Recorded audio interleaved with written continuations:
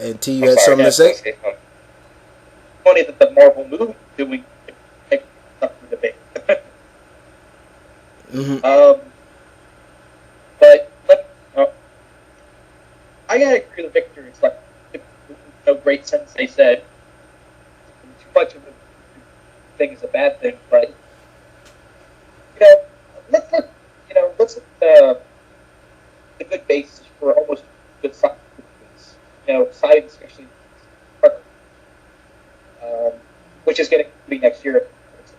John Carter was like the fiction, you could say. Uh, that was the inspiration for Star Wars. A majority of what you see in Indiana Jones at some points. And no one's actually said, you know what, I'm going to make it exactly 100% like the John Carter books. No, they said, you know what, that looks cool. Let me add on to that. Maybe we do something like that. And I feel like that's what DC should do when people want to do more superhero movies. Like, hey, it's a superhero that we know, and the darkness kind of fits, but let me not oversaturate it. Let me do my own spin on it. Mm-hmm. I mean, I think we'll, it's good to use Nolan's run of Batman as a basis because, as dark as Batman is, and let's face it, but the problem is that everybody now wants to go that dark route, and not every character should be dark, and we see that from what I read was that if Warner Brothers does okay the sequel to Green Lantern, they want it dark. Yeah. No, no, no, no, no, no, no. That does not need to be dark. Okay, all you need, what you need to do is take a look at that first movie and see what the hell went wrong. Okay, and sit back and almost rethink the direction of that first movie you did and look at it from a different perspective. Look at it, what they need to do, basic bottom line, is look at it from our perspective of why it didn't work, why it didn't succeed. Because let's face it, they advertised the hell out of that movie. Yeah, they had this on this. Shot them in the foot. Yeah, they had when the NBA was having their finals, they were doing this and doing that, and I'm like, okay, you really trying to sell this movie? Hell, he made a construct that's based off a Hot Wheels set. Okay, so you could tell but still, did that matter? No, it didn't, because as some people say, that movie didn't even make enough to pay off the craft table of the movie. That is very sad to say that movie didn't make enough to pay off the snack bar of a movie set. What kind of that? And if I remember, it was like 250 mil to make. Yeah, it was over. Yeah, it was 200 something to make. And it didn't even. And this is international, people. International. Yeah, it didn't come close. Yeah, it didn't come close to that. That's sad. Like a quarter of what it got back. Exactly. That is the first thing a movie is to really forget box office right now, is to make back the money it took to make the movie. Thor did that. Cap did that. Hell, even X-Men First Class did that. Okay? Yeah. Those movies made back their money tenfold that it took to make the movie.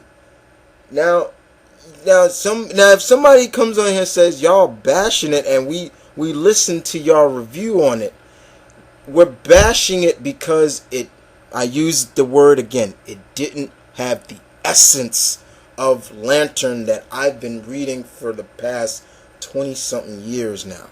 Okay? Yeah. That's why I bash it. So go on, what was you going to say, T? What we're basically saying is, as a summer movie, it was good. As a comic book movie, oh boy. Right. Not even, to me, in my opinion, not even as a summer movie. I mean, this is Green Lantern. You have so many things you can do with Green Lantern. just the space. I mean, we were talking about this when the trailer first came out. The Space Odyssey term. So many things. They could have visited so many planets. I mean, when they were on Oa, amazing. There was two. This is Green Lantern we're talking about, people. This is the first time to do a superhero movie that features a character that goes into space. There's so much you can do with that. And yet, what do? They ground the character. I mean, we only had a couple scenes of the Oa, and we had a couple of the aliens. And they, like I said, they were advertising the hell out of this movie. Kilowog, Sinestro, they had silhouettes of these characters in the movie theater. And you were thinking, oh man, I can't wait to see these aliens in the movie, what they're going to do. They were in there for like, I want to say 5 minutes at tops, and that was it. Pretty much. That's bullshit. And that does not work. I mean... That's not Lantern. That's not Lantern. Yeah, that is not Lantern without a shadow of a doubt. It took...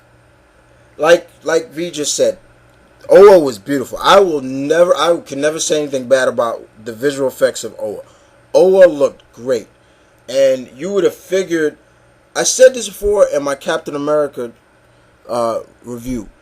The training that he went through to become the way he is, that's kind of how Hal should have been with his Lantern training.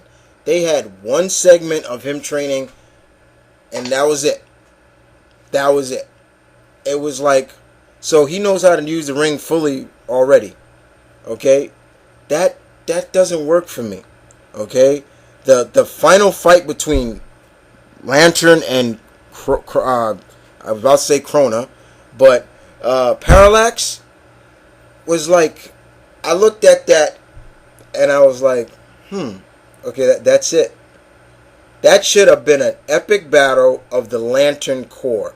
Not one Lantern, because that's all it was. It took Hal like maybe 5 minutes to figure out how to beat him. And then they come at the end and help him and basically resuscitate him. I'm like, why weren't y'all there to help him? I don't know. It's more like, hey, look, should we help him? Yeah, he's doing just fine. Yeah, he's just doing fine. Like, seriously? That just doesn't work for me. And that's not Lantern to me. And just too much of the comedy. I mean, they played up the whole notion that we always joke about the Robin mask. Like, it's easy to recognize somebody. And I know that's kind of cute and all. But, you know, it was supposed to be funny, but I looked at that scene and I'm like, alright, it's funny, but, you know, come on, like, why would you have that, but just for the romantic touch for the movie, you know? And then he trying to change his voice and shit. I'm like, if that was the case, why don't you just put a full mask on your face when you was next to her? Like, just to, like, really play it up. Like, okay, yeah, she's not going to recognize me. You know, it just bothered me sometimes. Just some of the stuff that went on in that movie. And then once again, merging stories that have nothing to do with the character. Parallax's origin was all that was Krona. And I was looking at that. I was like, no, they didn't just do this. He was a former Guardian. I'm like, no. Right there was step one. Right there was strike one of, yeah, that's studio pulling that crap right there. That was studio to give it more of that ground feel that Parallax knows the core very well. That don't work for me.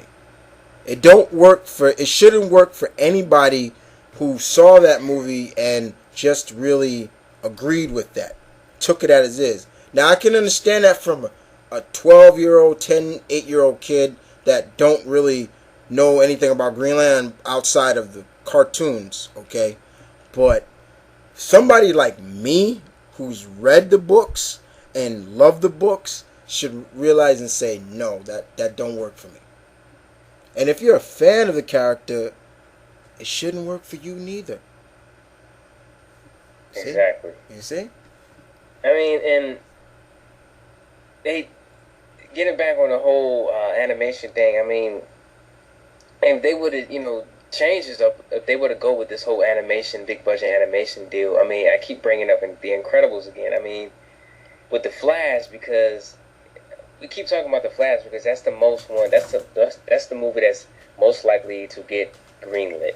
I'm not saying it's going to be greenlit, but that's the one that's most likely to get greenlit. But if you look at, there's a scene in The Incredibles where a character called Dash is running really fast, and that should remind you of a certain character, Flash. I mean, just imagine if they did a Flash movie like that. If they had a scene like that, they could really show off the Speed Force and all that. I mean, you can do so much in animation that you can't do in live action. And we brought this up in that video game when we were talking about Hollywood screwing up video game movies. Right. Not everything has to be live action. Right.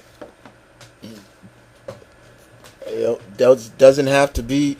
And I think in terms of Incredibles, that scene of Dash, that was a beautiful scene. I mean, I looked at that scene, and that's all I saw was Flash. I was like, man, why is this? Look, this reminds me of Flash. Like him running from or chasing the bad guys, and just the animation of just the pure smoothness of the animation just really blew me away. It was like, this is CGI, but it looked so smooth that you sometimes you forgot that this was animated.